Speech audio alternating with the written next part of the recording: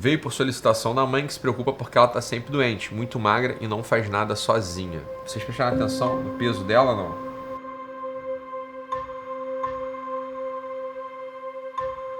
Dados pessoais do paciente. Vamos lá. Nome JA, idade 35, sexo feminino, cor branca, altura 1,69, peso 38, solteira, contadora, brasileira, tá? Queixa principal. Veio por solicitação da mãe que se preocupa porque ela está sempre doente, muito magra e não faz nada sozinha. Vocês prestaram atenção no peso dela, não? 1,69 m de altura, tá? A mulher tem 1,69 m de altura e pesa 38 quilos. 38 quilos, tá? Eu vou inverter um pouco a ordem aqui pra gente poder, pra conversa render um pouco mais. Eu vou fazer o contrário. Então, daqui a pouco eu leio o caso. Eu queria ler para vocês algumas coisas, queria ler para vocês alguns critérios diagnósticos, ideias sobre algumas doenças, tá bom? Vamos lá. Síndrome da anorexia caquexia, tá bom? Então existe uma síndrome que é a síndrome da anorexia caquexia. Beleza? Vamos dar uma lida nisso? Né? Definição. A caquexia é uma síndrome metabólica complexa, multifatorial, associada a uma doença de base, tá? Câncer, por exemplo, insuficiência renal ou cardíaca, DPOC, HIV, tá bom? Caracterizada pela perda gradual de massa muscular, com ou sem perda de gordura, que, diferentemente da desnutrição ou fome, não pode ser totalmente revertida com suporte nutricional convencional. Tá? O que acontece? Na síndrome da anorexia caquexia, se tem alguma inflamação sistêmica, por exemplo, oriunda do câncer, oriunda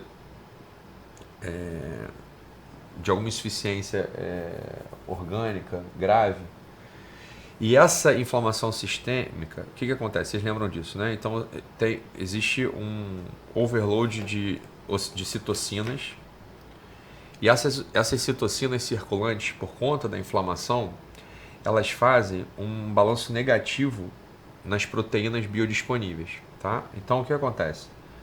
O sujeito está com câncer, para onde é que vem aquela magreza do câncer terminal, aquela magreza do câncer, aquela magreza eventualmente de uma insuficiência causada pelo vírus HIV já em fases mais avançadas também, né? Então, o que acontece? Existe um overload de citocinas circulante, então um processo inflamatório generalizado, sistêmico, grave. Essas citocinas, elas acabam fazendo um balanço negativo da disponibilidade proteica. E o que acontece? Você não se consegue mais fazer a construção muscular. E aí vai havendo uma sarcopenia progressiva, por isso que a caquexia e a anorexia ela pode ser ou não acompanhada de uma perda de gordura, mas a perda de massa magra ela sempre baixa, tá?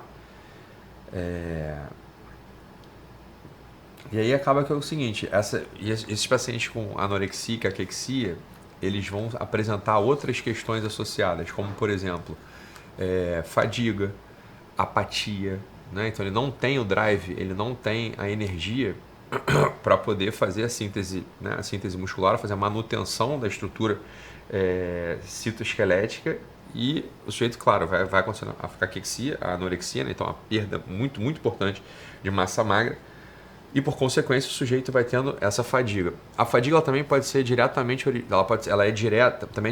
causada pelas citocinas circulantes, tá? Essas citocinas circulantes elas também podem produzir a febre, não sei se vocês lembram disso, né? E toda a parte de humor do paciente vai ficar alterada, tá? Então pode ter mais sono, menos sono, sintomas depressivos eles podem acontecer também, tá bom? Então, a gente tem aqui uma fotinho. Você consegue mudar para doença, aquela fotinho de doença crônica, Daniel? Ah, tá aqui já.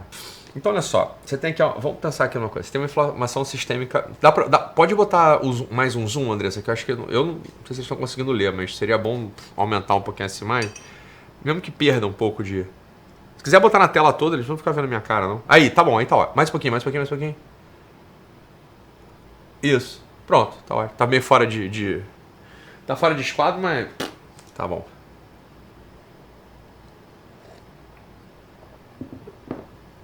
Beleza? Vamos dar uma olhadinha aqui, ó. Eu gosto de começa por esse esquema assim, ó, ali no quadradinho laranja, tá? Então, olha só, inflamação sistêmica, o que tem ali? O que eu tava falando, aumento de citocinas, beleza? Tá bom? Então, do ponto de vista molecular, o que acontece? Vamos lá, dá uma olhada no esquema aí. Vamos para baixo ali, né? O TNF-alfa, por exemplo, né? Você tem uma ativação do TNF-alfa que vai levar à proteólise, né? Então você vai ter quebra proteica, beleza? Essa quebra proteica, ela vai, né? Vai para o fígado, acontecendo ali, ó, aumento de proteína de fase aguda, aumento de proteína amiloide, tá? Aumento de gliconeogênese e diminuição de albumina. Então são sinais que a gente pode observar mais diretamente pela ação do TNF-alfa, que leva até a proteólise, e os oligopeptídeos circulantes, eles acabam, né, impactando no fígado, levando a esse padrão ali, ó, o padrão laboratorial sobretudo, que a gente consegue perceber isso pelo padrão laboratorial, tá bom? Beleza? E ali o que acontece é o seguinte, olha, não sei se vocês lembram do NF-kappa-beta, o NF-kappa-beta, né? Então, o fator de transcrição nuclear é ele que está mais impactado com a diminuição da síntese de proteína nuclear. Então, você tem duas coisas, tá? Então, as custas de aumento de TNF-alfa, você tem a proteólise, e as custas do fator de transcrição nuclear, kappa-beta, você tem a diminuição de síntese de proteínas musculares. Ou seja, o músculo, para ser construído, vai ter uma dificuldade pelo aumento do fator de transcrição nuclear, e o músculo que o sujeito já tem construído vai ser quebrado pelo TNF-alfa, tá bom? Então esse é um dos efeitos esperados pelo aumento de citocina, ok? Voltamos lá. Essa citocina, elas vão estar aumentadas numa reação inflamatória grave, por exemplo, o câncer, né? Então na fase de caquexia do câncer, esse é o mecanismo que está envolvido para o sujeito apresentar aquela caquexia, ok? E o que acontece, pessoal? Não adianta dar comida para o paciente, né? É isso que estava falando ali no critério diagnóstico. Você vai fazer vai ter o aumento de aporte calórico do paciente, mas não vai ter a construção de massa magra. Por que não vai ter a construção de massa magra, mesmo aumentando o aporte calórico nutricional do paciente? Porque você tem um aumento do TNF-alfa e da NF-kappa-beta. Então o TNF-alfa vai continuar levando a proteólise, e o NF-kappa-beta vai fazer com que aquele aporte calórico não vire músculo, né? Porque você tem a diminuição da síntese de proteínas musculares, tá bom? Então a gente está diante de um outro quadro clínico. Quadro clínico grave, beleza? Então, olha aí, vamos nessa ali, ó. Vamos ali para cima, tá? Então, o aumento de inflamação, o aumento das citocinas vai levar à anorexia, tá bom? Para já, aqui o que a gente tem que ver, que eu queria que vocês vissem, era isso, tá? Depois a gente pode ir destrinchando melhor esse quadro, mas isso aqui é o que importa pra gente, tá? Aqui nesse momento. Vamos seguir. Vamos nessa. São coisas que é bom a gente tem... É bom a gente dar uma olhada, tá? Vamos dar uma olhada aqui. Depois eu queria mostrar para vocês aqui uma pequena diferença, um quadro, tá? Que faz uma diferença entre anorexia nervosa, bulimia nervosa, tá? Transtorno de compulsão alimentar periódica e outros transtornos alimentares, ok? Beleza? Então grava esses 4 aqui. Eu vou falar de 4 quadros aqui de transtorno alimentar: anorexia nervosa, bulimia nervosa, transtorno da compulsão alimentar periódica e outros transtornos alimentares. Tá bem? Beleza? Vamos dar uma varrida aqui, breve, rápida, mas com calma, na anorexia nervosa primeiro. Pode ser, pessoal? Tá bom? Então, só, eu tô falando aqui de quadros alimentares, tô falando de transtornos alimentares. Vamos nessa. O primeiro caso de caquexia nervosa não é um quadro de transtorno alimentar, beleza? Mas leva a magreza extrema. O fato é o seguinte, lembra, o que a gente viu do caso clínico até agora, não vimos nada do caso clínico, pode ser uma outra coisa inclusive, eu só estou abrindo um parêntese aqui só para a gente ilustrar nossa atenção clínica, tá? Então no caso eu vi uma mulher de 35 anos, 1,69 m de altura, pesando 38 quilos. né? Falei, bicho, não tem nem muita discussão, essa moça tem que ser internada. Meio que assim, eu não vou discutir, não vi o caso, ok? Só de olhar, tô olhando, uma moça dessa entra no meu consultório, tem 1,69 m de altura, uma moça alta, 1,70 m, pesando 38 quilos na balança, ela tem que ser internada. Ela tá em situação vulnerável, beleza? Só um outro parênteses dentro do parênteses. Os transtornos alimentares ou as perdas de peso dentro da psiquiatria, eles são um dos quadros que mais leva ao óbito, tá? Que tem mais impacto, mais desfecho letal, beleza? Então vamos nessa. Acompanha o raciocínio aqui, o que está na minha cabeça. Eu tô pensando, vamos lá, o que eu tô fazendo com você? Eu tô entrando no meu processo de raciocínio clínico. Então olha só, eu tô no meu consultório de psiquiatria, ou eu sou terapeuta, eu sou psicólogo, eu sou terapeuta, eu sou psiquiatra, sei lá, eu sou um médico qualquer, né, de outra especialidade, que a moça entra no meu consultório porque a mãe diz que ela tem que ser atendida, porque a mãe diz que ela fica doente com muita frequência. Lembra disso? A queixa principal da paciente. Lembra aqui? Veio por solicitação da mãe, que se preocupa porque ela está sempre doente, muito magra e não faz nada sozinha. Raciocínio do Ítalo.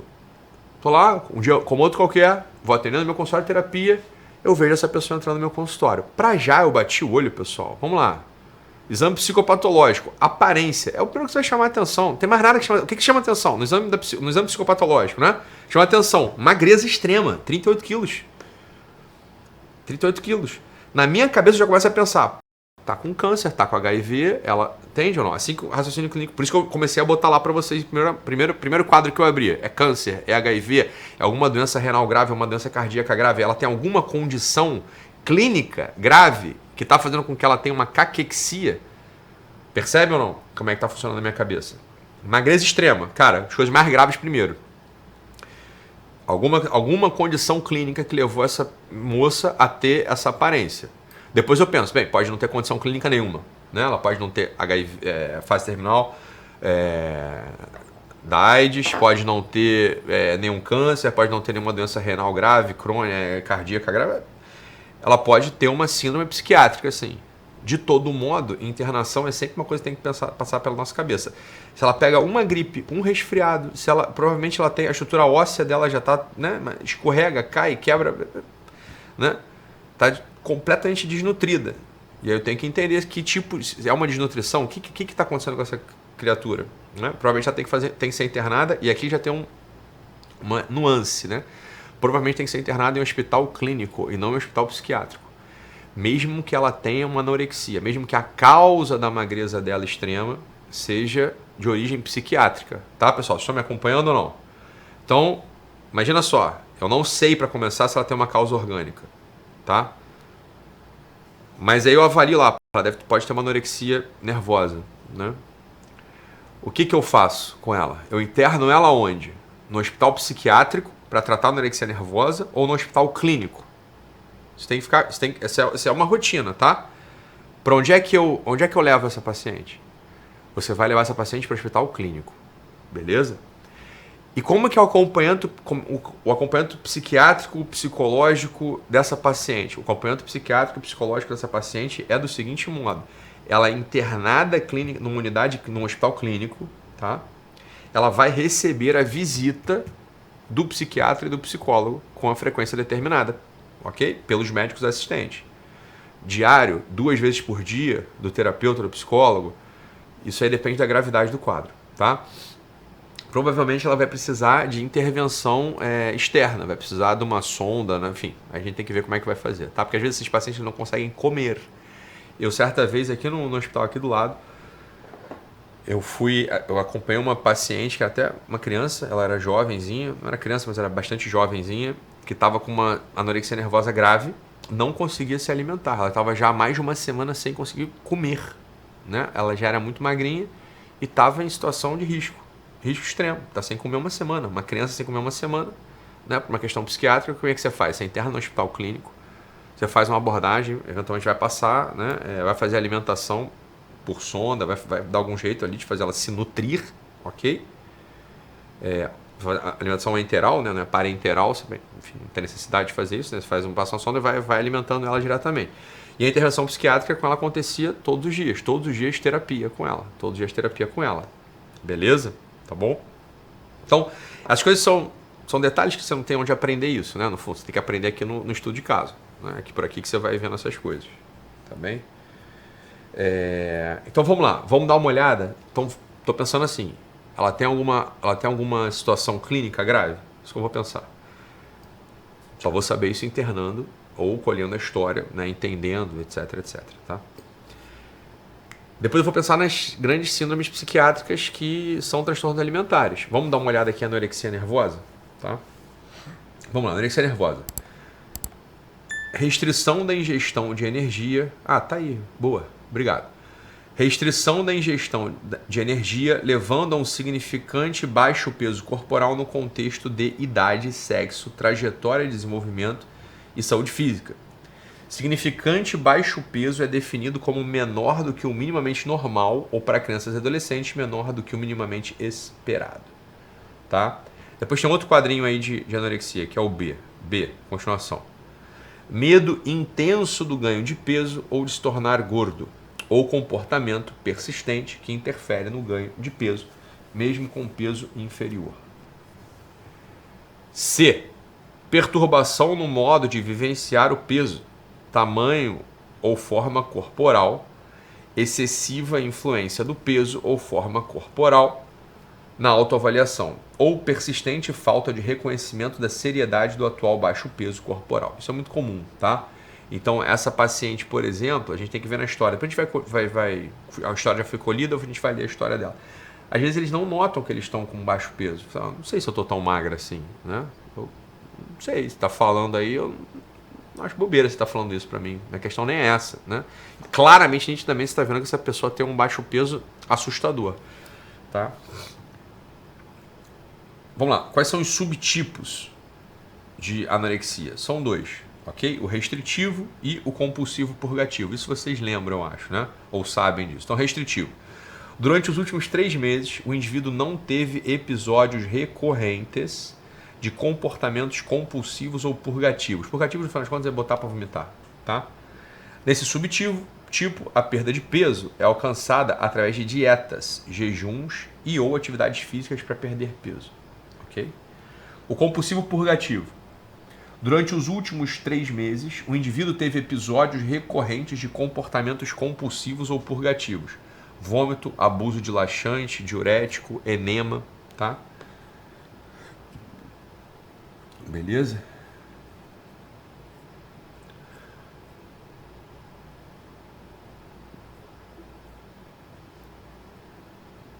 Gravidade, né? Então, o critério de gravidade da anorexia, ela é dada pelo IMC, tá? O índice de massa corporal. Então, gravidade extrema, IMC menor que 15, ok?